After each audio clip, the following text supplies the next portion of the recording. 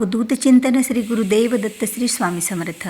स्वामी भक्तांनो, आपण ज्या दिवसाची आतुरतेने वाट बघतो तो दिवस म्हणजे दत्त जयंतीचा. कारण दत्त जयंती हा जो दिवस आहे, या दिवशी ब्रह्मा विष्णू महेश या तिघांनी अत्रि ऋषी आणि अनुसया माता या पतिपत्नीच्या पोटी जन्म घेतला.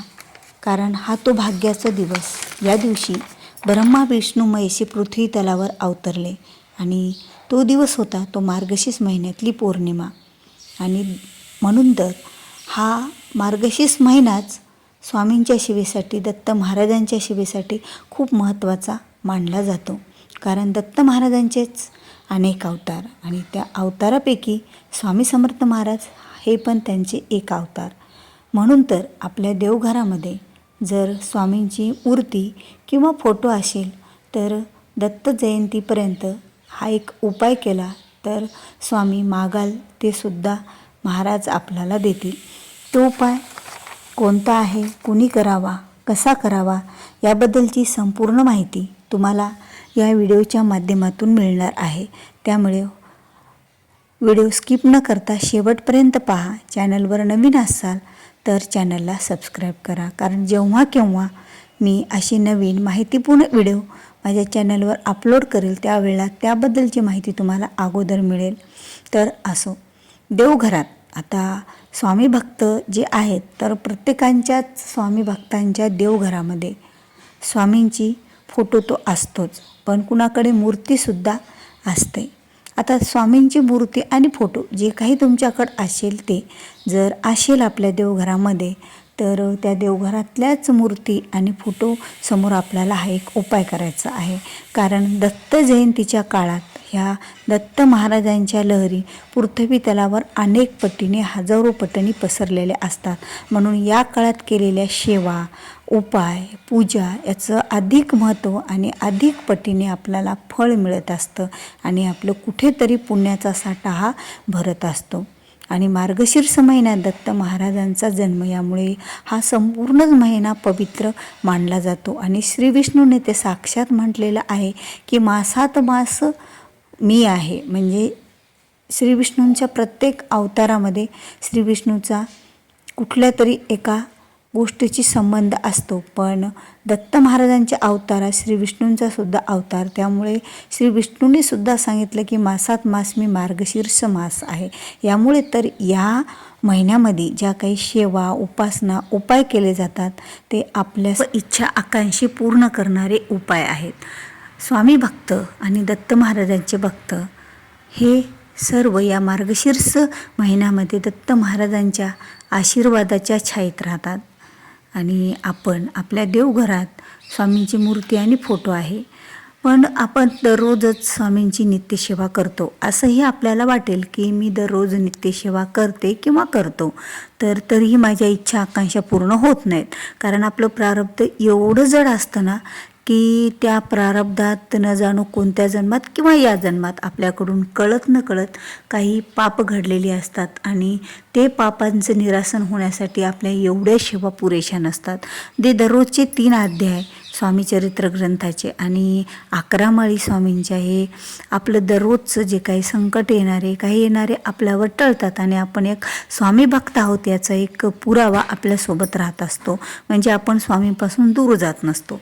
पण आपल्या काही ज्या खूप इच्छा आकांक्षा आहेत आपल्या जीवनातल्या आणि त्या नशिबातसुद्धा नाही आहेत आपल्या, आणि त्या आपल्या पूर्ण होण्यासाठी जर आपण देवघरात जर स्वामींची मूर्ती किंवा फोटो असेल तर या मार्गशीर्ष महिन्यात म्हणजे दत्त जयंतीपर्यंत हा एक उपाय करायचा आहे.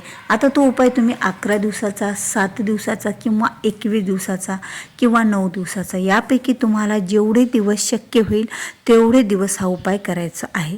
आता तो उपाय कोणता आहे तर ते बघा. तो उपाय अगदी सोपा आहे. घरातील कोणत्याही एका व्यक्तीने केला तर तो त्याच्यासाठीच फायदेशीर होईल आणि ज्याचा त्यांनीच जर केला, आता तुम्हाला त्याचा फायदा जे मागाल ते पाहिजे असेल घरातील प्रत्येक व्यक्तीला, तर प्रत्येक व्यक्तीच हा उपाय करू शकतो. अगदी सोपा, 5 मिनिटसुद्धा या उपायाला लागत नाही आहेत. तरीही आपल्या इच्छा, आकांक्षा आणि स्वामी मागाल ते देत असतात. तर उपाय कोणता आहे तर बघा, त्या उपायासाठी आपल्याला एक फूल लागणार आहे. ते फूल म्हणजे पिवळं फूल, कारण स्वामी समर्थ महाराजांचा आवडता रंग लाल आणि पिवळा. पण स्वामींना महाराजांच्या अवतारातील आवडता रंग म्हणजे पिवळा, आणि या पिवळ्या रंगाचाच उपाय आपण या फुलाद्वारे करणार आहोत. म्हणून तर एक पिवळ्या रंगाचं फूल स्वामींना किंवा स्वामींच्या मूर्तींना दररोज आपल्याला अर्पण करायचं आहे.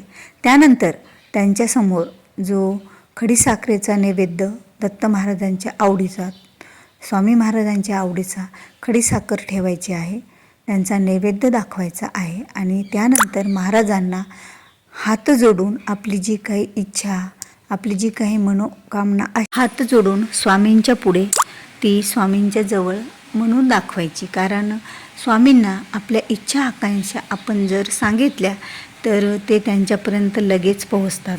कारण यावेळेला ज्या दत्त महाराजांच्या लहरी पृथ्वी तलावर असतात, त्यामुळे आपण केलेली जी काही मनोकामना, इच्छा असेल, प्रार्थना असेल, ती स्वामीपर्यंत लवकर पोहोचत असते. आता पिवळं फूल अर्पण केलं, त्यानंतर खडीसाखर घालून प्रार्थनासुद्धा केली, आणि त्यानंतर आपल्याला श्री स्वामी समर्थ, श्री स्वामी समर्थ या मंत्राची 11 माळा शक्य असल्यात किंवा 1 माळ जप करायचा आपली नित्यसेवा सोडून, आणि त्यानंतर मुजरा करायचा. अशी प्रक्रिया आपल्याला दररोज एकाच वेळी करायची आहे. एकाच वेळी करायची म्हणजे कोणताही तुम्ही एक वेळ ठरवा. त्यावेळेला तुम्हाला वेळ असेल तेव्हा, सकाळचा, संध्याकाळचा, फक्त दुपारी 12 ते 12:30 हा जो वेळ असतो तो दत्त महाराजांच्या भिक्षेचा असल्या कारणाने या वेळात कुठलीच पूजा, सेवा किंवा दत्त महाराजांचे उपाय केले जात नाहीत. तर हा एक सोपा अगदी उपाय करायचा आहे. तो म्हणजे दत्त महाराजांना पिवळे फुल अर्पण करायचं, खडीसाखर अर्पण करायची, आणि त्यानंतर आपली इच्छा बोलून दाखवायची स्वामींच्या पुढे, आणि त्यानंतर 1 माळ किंवा 11 माळी श्री स्वामी समर्थ महाराजांचा जप करायचा, स्वामींना मुजरा करायचा.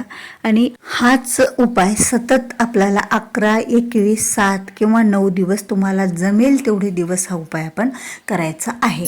आणि जे काही पिवळं फूल अर्पण केलेलं आहे, तुम्ही तुमच्या दत्त जयंतीपर्यंत ते फूल घरामध्ये जिथे तुम्ही निर्माल्य किंवा कुठेही एका ठिकाणी एका बाजूला तुम्ही ते, कसं असतं, आज फुलं अर्पण केलेलं दुसऱ्या दिवशी उचलावंच लागत असतं ते फूल शिळ झाल्या कारणाने, आणि दुसरं अर्पण करायचं तेव्हा ते पहिलं फूल उचलून घ्यायचं, दुसऱ्या दिवशी दुसरं फूल उचलून घ्यायचं अर्पण करण्याच्या अगोदर, आणि हे सगळे फुलं एका डब्यात वगैरे तुम्हाला जमा ठेवायचे आहेत.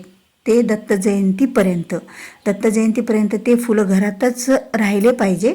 आणि दत्त जयंती झाल्याच्या नंतर दुसऱ्या दिवशी तुम्ही ते निर्माल्यात किंवा वाहत्या पाण्यामध्ये ते फुले टाकून द्यायचे आहेत. आणि जो प्रसाद आपण स्वामींपुढे खडीसाखरेचा ठेवलेला आहे तो प्रार्थना म्हणून आपल्याला घ्यायची आहे. आता प्रसादाची प्रार्थना तर तुम्हाला माहीतच असेल, जर तुम्ही स्वामी सेवेकरी असाल, केंद्रात जात असाल, तरीही तुम्हाला मी एकदा सांगते. गुरुर ब्रह्मा गुरुर विष्णू गुरुर देव महेश्वरा गुरुर साक्षात परब्रह्म तस्मै श्री गुरुवे नमः. श्री स्वामी समर्थ महाराज की जय. श्री गुरुदेव दत्त. श्री त्र्यंबकेश्वर महाराज की जय. गंगा गोदावरी माता की जय. सद्गुरु परम पूज्य मोरे दादा की जय. श्री स्वामी समर्थ गुरु माऊली की जय. उदयस्तु श्री महाकाली महालक्ष्मी महासरस्वती राजराजेश्वरी आई साहेब. श्री अंबा माता की जय. श्री अंबा माता की जय. श्री अंबा माता की जय. श्री भारत माता की जय. मग ते हातावर घेतलेला प्रसाद आहे ते आपण खाऊन टाकायचा असतो, आणि नंतर मुजरा करायचा. अशा पद्धतीमध्ये आपल्याला ही प्रक्रिया अशी एवढे दिवस करायची आहे. हा जो उपाय आहे तो. तर व्हिडिओ आवडला असेल तर व्हिडिओला लाईक करा, शेअर करा. चॅनलवर नवीन असाल तर चॅनलला सबस्क्राईब करायला विसरू नका. भेटूया पुन्हा अशाच एका नवीन माहितीपूर्ण व्हिडिओसोबत. तोपर्यंत बोलत राहा. श्री स्वामी समर्थ. जय जय स्वामी समर्थ.